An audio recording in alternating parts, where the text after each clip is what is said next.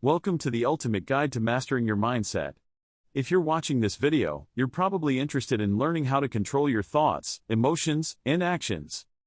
Your mindset is the foundation of your life. Your beliefs, attitudes, and values shape your identity and influence the decisions you make.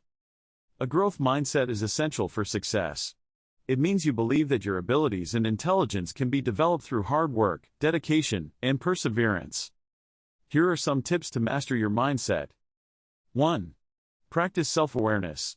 Monitor your thoughts and emotions and question any negative or limiting beliefs that arise. 2.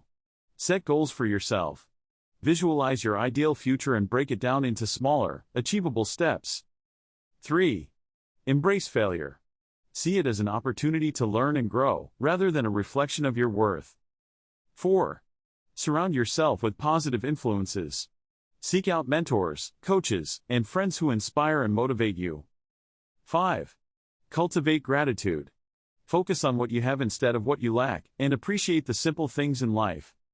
Remember, mastering your mindset is a journey, not a destination. It takes time, effort, and patience, but the rewards are priceless. Thanks for watching. Don't forget to subscribe to our channel for more videos on personal development and growth.